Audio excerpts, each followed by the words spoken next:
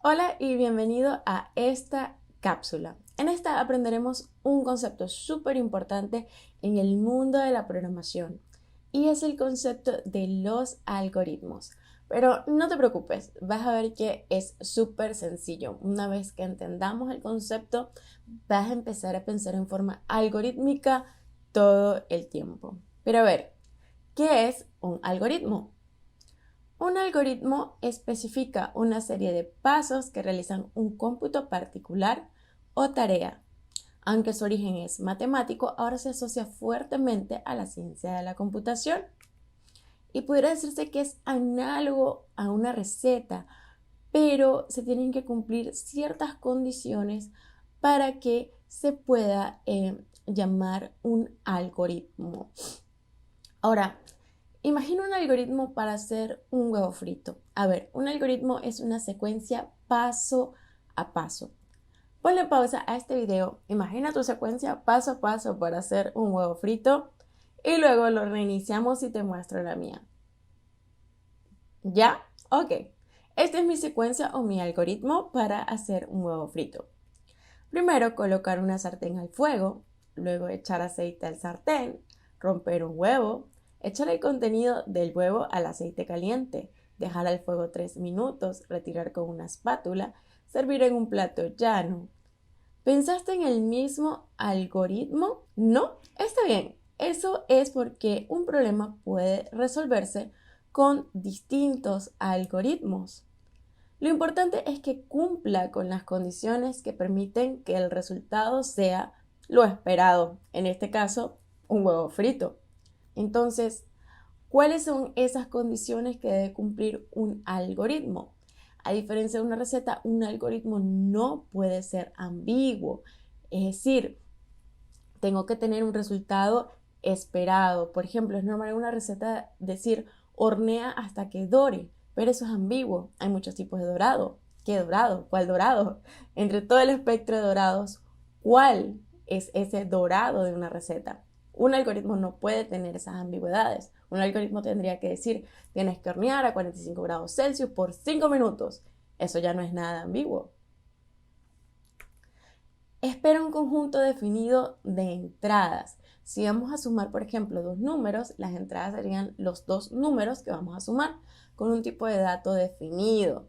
Entonces, si nuestro algoritmo requiere dos entradas, siempre tenemos que darle esas dos entradas para que se ejecute o de otra manera no pudiera ejecutarse. Genera un conjunto definido de salidas, o sea, un algoritmo también tiene que tener un resultado bien definido con un tipo de dato bien definido. Debe terminar en generar un resultado. Aunque ustedes no lo crean, hay algoritmos que si no están bien hechos, pueden ejecutarse infinitamente. Y eso no es nada útil porque la idea de tener un algoritmo es resolver un problema y obtener un resultado para ese problema. Entonces no me sirve si nunca deja de ejecutarse. Debe garantizar un resultado correcto. Además, si yo estoy haciendo un algoritmo de suma, me gustaría obtener el resultado, la suma de dos números. Si tengo la resta, entonces este algoritmo no me funciona. Y si un algoritmo tiene un requerimiento para sus entradas, lo que se llama una precondición, estas deben cumplirse. Si hay un algoritmo que suma dos números positivos y enteros, entonces mis entradas siempre tienen que ser dos números enteros y positivos y es lo único que debemos aceptar y no puede ejecutarse si no tiene o no cumple con esas precondiciones. Ahora vamos con un ejemplo de algoritmo. Encontrar el número máximo de una lista L de números finitas. La lista tiene al menos un elemento y los números de esa lista son todos positivos. Entonces, hay muchas maneras de escribir esto, pero yo voy a ir con mi propia secuencia paso a paso. Lo primero que voy a hacer yo es definir una variable que la voy a llamar máximo y la voy a hacer igual a 0. Una variable, imagínate que es como una cajita en donde yo voy a almacenar un valor. Más adelante lo veremos un poco más a detalle, pero por el momento mantengamos ese concepto allí. En mi cajita guardo ese valor. Luego, para cada número que está en esa lista, voy a comparar el valor de X, o sea, el valor de la lista, el valor que seleccioné de esa lista, lo voy a comparar con el valor que estaba almacenado en la cajita máximo.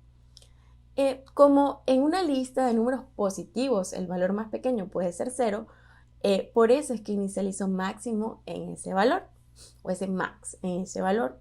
Lo comparo, ¿no? Digo, si X, el valor de la lista que seleccioné, es mayor al número que tengo en la cajita, entonces voy a guardar ese valor de X en esa cajita. Entonces, por ejemplo, si selecciono una lista el número 2, 2 es mayor que 0. Eso quiere decir que voy a sacar el 0 de la cajita y voy a poner 2 ahora en la cajita. Y ahora max es igual a 2. Finalmente, una vez que yo haga eso con todos los elementos de la lista uno a uno, al final voy a devolver lo que sea que esté almacenado en max. Pero vamos a hacerlo en Python con un ejemplo, ¿vale? Acá les muestro de nuevo a nuestro famoso Python idle. Aquí voy a hacer un truquito interesante y es que voy a crear un nuevo archivo. Ese nuevo archivo me permite tener una especie de script, es decir, algo que se va a ejecutar cuando yo le presione run, en lugar de cuando escribo directamente como en esta especie de consola. Entonces voy a crear un nuevo archivo y en ese archivo voy a definir una lista que llamaré lista. En Python una lista, se define de esta manera. Entre corchetes puedo definir una lista. Aquí voy a seleccionar un conjunto de valores enteros positivos, como decía mi algoritmo. Luego en mi algoritmo, en mi resolución de pasos, dije, bueno, voy a definir una variable que se va a llamar max y la voy a hacer igual a 0. Luego el algoritmo decía que para cada X, valor X en mi lista, y en Python esta sintaxis me permite hacer esto de una forma bastante sencilla, for X in lista, y no se preocupen que más adelante vamos a ver qué significa esto for. Entonces luego defino si X, lo defino en inglés, if X es mayor que max, entonces max va a ser igual a X. Y al final lo que voy a hacer es que voy a imprimir el valor de max. Quiero ver en mi consola cuál es al final de todo el valor max. Entonces, para poder ejecutar esto, primero tengo que guardarlo. Vamos a ponerle un nombre a nuestro script. Le doy save y lo ejecuto, run module. Entonces, el mayor número de esta lista por inspección visual, o sea, si lo vemos, es obvio que es el número 9. Y nuestro script está devolviendo acá ese valor. Ahora, si ustedes quieren ahorrarse todo el trabajo de instalar Python, un lenguaje de programación, para hacer pruebas cortas, ¿ok? Esto es solo para hacer pequeñas pruebas. Pueden buscar en Google un Python Online Editor y así para muchos otros lenguajes. Por ejemplo, este de Programmist te ofrece online un editor que pueden ejecutar acá y te devuelve, por ejemplo, Hello World.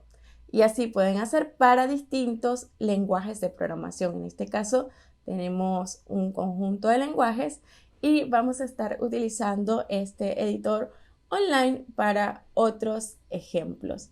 Eso fue todo por esta cápsula. Espero que les haya gustado y nos vemos en la siguiente.